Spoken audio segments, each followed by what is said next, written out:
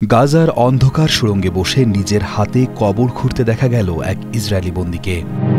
এমন হৃদয়বিদারক দৃশ্য সামনে এনেছে হামাস। ২ আগস্ট শনিবার হামাসের প্রকাশ করা একটি ভিডিওতে বন্দী ইভিয়াতার ডেভিডকে অত্যন্ত দুর্বল এবং মানসিকভাবে বিপর্যস্ত অবস্থায় দেখার পরই ইসরায়েলের রাজধানী তেল আবিবে জ্বলে ওঠে বিক্ষোভের আগুন।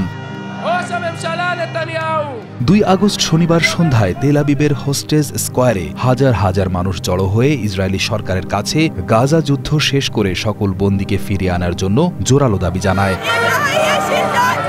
বিক্ষোভকারীরা ব্যানার হাতে এবং আগুন জ্বালিয়ে স্লোগান দিতে থাকেন। তাদের চোখে মুখে ছিল প্রিয়জনকে হারানোর তীব্র ভয় এবং সরকারের প্রতি জমে থাকা ক্ষোভ।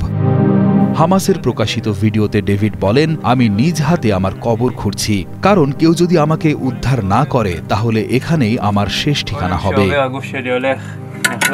তিনি আরও বলেন, গাজার খাবারের সংকটের কারণে তাকে ডাল দিয়েই পুরো দিন কাটাতে হচ্ছে। পুরো জুলাই মাসে তিনি কখনো শুধু ডাল খেয়েছেন, আবার কখনো ৩ দিন পর্যন্ত কিছুই খেতে পাননি।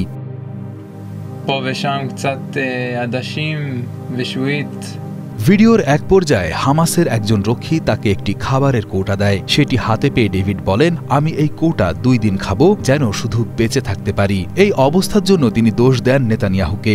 যুদ্ধবিরতির চুক্তির মাধ্যমে বন্দী মুক্তির কোনো কার্যকর ব্যবস্থা না নেওয়ায় হতাশা প্রকাশ করেন তিনি।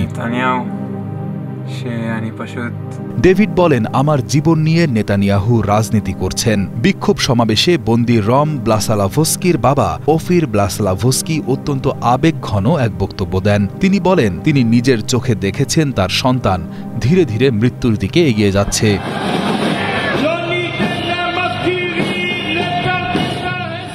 তিনি অভিযোগ করেন, প্রধানমন্ত্রী নেতানিয়াহু এই মর্মান্তিক অবস্থা সম্পর্কে জানেন, তবুও তিনি বারবার তার সন্তান এবং অন্য বন্দীদের বাঁচানোর সুযোগ হাতছাড়া করছেন। একইভাবে আরেক বন্দী ইভিয়াতার ডেভিডের ভাই ইলাই ডেভিড তার অসহায়ত্বের কথা তুলে ধরেন। তিনি বলেন, তাকে অসহায়ভাবে দেখতে হচ্ছে যে তার ছোট ভাই এবং তার সঙ্গী গাই গিলবোয়া দালাল মৃত্যুর একেবারে দ্বার প্রান্তে পৌঁছে গেছে।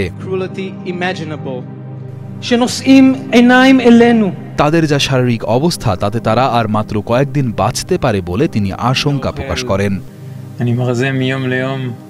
এই সংকট শুরুর পর থেকে শনিবারের এই বিক্ষোভ পর্যন্ত বন্দীরা প্রায় ৬৬০ দিনেরও বেশি সময় আটক রয়েছেন,